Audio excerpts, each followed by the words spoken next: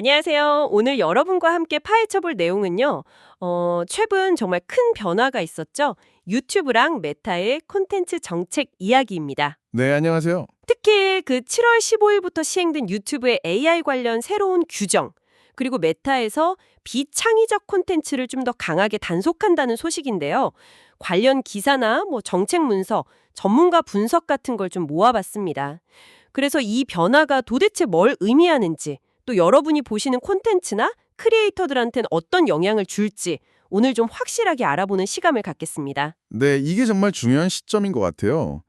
AI 기술 때문에 콘텐츠가 막 쏟아져 나오잖아요. 아, 그렇죠. 이런 상황에서 플랫폼들이 진짜 그리고 독창성, 이 가치를 어떻게 지켜나갈지 그 고민을 보여주는 움직임이라고 봐야겠죠. 단순히 기술을 막는다기보다는 생태계 자체를 좀 건강하게 만들려는 시도다. 맞습니다. 광고주 신뢰도나 사용자 만족도하고도 연결되는 문제고요. 그럼 유튜브 얘기부터 좀 자세히 해볼까요? 7월 15일 새 정책, 핵심이 비진정성 콘텐츠 규제 강화라고 들었어요. 예전에는 반복적인 콘텐츠? 이랬던 것 같은데 좀 더 구체화된 느낌이네요. 네, 맞아요. 핵심은 그거예요. 인간의 의미 있는 기여가 없는 콘텐츠는 이제 좀 걸러내겠다, 이거죠. 인간의 의미 있는 기여요? 예를 들면 어떤 걸까요? 예를 들어서 사람이 직접 하는 해설이나 분석이 전혀 없이 그냥 기계음, 그러니까 합성음성, TTS만 쭉 입힌 영상이 있잖아요. 아, 네네. 아니면 별다른 편집 없이 그냥 여기저기서 막 긁어 모아서 쭉 이어붙인 영상 같은 거요. 그런 게 이제 문제가 되는 거죠? 아하. 근데 유튜브 관계자도 밝혔듯이 AI 도구 자체를 쓰지 말라는 건 아니에요. 그러니까 창작할 때 보조 수단으로 쓰는 건 괜찮다는 거죠. 보조수단이요? 네. 생각이나 노력이 담긴 리액션 영상이라든가 아니면 좀 창의적으로 편집한 클립 영상 같은 건 여전히 괜찮습니다. 아, 흔히 말하는 그 AI 슬럽, 그러니까 질러진 대량 생산 콘텐츠가 주 타겟이다. 이런 말씀이시네요. 그럼 구체적으로 어떤 게 딱 금지된다. 이렇게 명시된 게 있나요? 네. 정책 문서에 보면 해설이나 독창적인 맥락 추가 없이 자동 생성된 음성이나 자막만 사용하는 것. 이게 대표적인 금지 사례로 나와 있어요. 그렇군요. 실제로 그래서 100% AI 목소리만 사용한 정보 채널이나 아니면 소셜미디어 영상 그냥 쭉 이어붙인 채널들 이런 것들이 이미 제재를 받았다는 이야기도 있더라고요. 아, 정말요? 벌써요? 네네. 근데 예를 들어 AI 음성이랑 본인 목소리를 좀 섞어 쓴다거나 아니면 교육 자료 만들 때 AI를 좀 활용한다거나 아니면 깊이 있는 분석에 담긴 그런 리액션 영상 같은 건 괜찮아요. 그렇군요. 아, 그리고 그 디지털 아바타 쓰는 버추얼 유튜버, V튜버라고 하죠. 네네. 이 경우도 본인이 직접 목소리 내고 창의적인 콘텐츠를 만들면 문제 없습니다. 결국엔 AI를 썼냐 안 썼냐 이게 중요한 게 아니라 네. 얼마나 인간의 창의성이 들어갔냐 이게 핵심 기준이 된 거죠. 기준이 좀 명확해진 것 같기도 한데 근데 또 창작자 입장에서는 인간의 창의적 기여라는 말이 약간은 모호하게 들릴 수도 있을 것 같아요. 어디까지가 보조고 어디부터가 주요 제작인가 이거 판단이 좀 어렵지 않을까요? 그래서 앞으로 좀 더 구체적인 가이드라인이나 실제 사례들이 더 많이 나와야 할 필요는 있겠죠. 네. 이런 고민은 근데 유튜브만 하는 건 아니잖아요. 메타 쪽은 좀 어떤가요? 네, 맞아요. 메타 역시 좀 비슷한 방향으로 가고 있더라고요.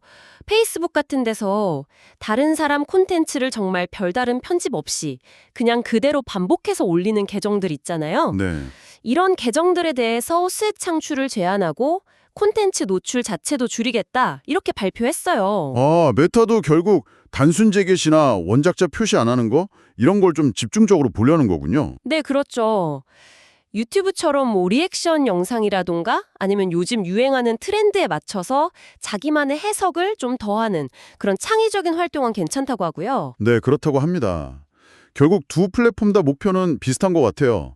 저품질 비창의적 콘텐츠를 좀 걸러내서 사용자 경험도 높이고 또 플랫폼 신뢰도도 좀 지키려는 거죠. 와, 근데 메타가 올해 이미 1,000만 개가 넘는 가짜 계정을 지우고 스팸성 계정도 수십만 개 조치했다는 거 보면 와, 진짜 강력하게 대응하는 것 같아요. 네, 꽤 적극적이죠. 중복 영상에 원본 출처 링크 거는 기능도 테스트 중이라고 하고요. 네, 그런 시스템도 도입하려고 하고요.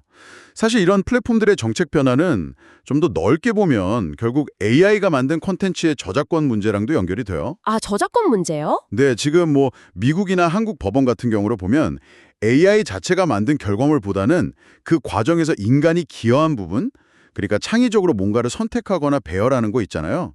이런 편집 저작물 같은 것에 좀 제한적으로 저작권을 인정하는 추세거든요. 인간의 기여. 물론 중국에서 좀 다른 판결도 있긴 했지만 아직까진 전반적으로 인간의 창작성이 중요하다, 이런 분위기죠.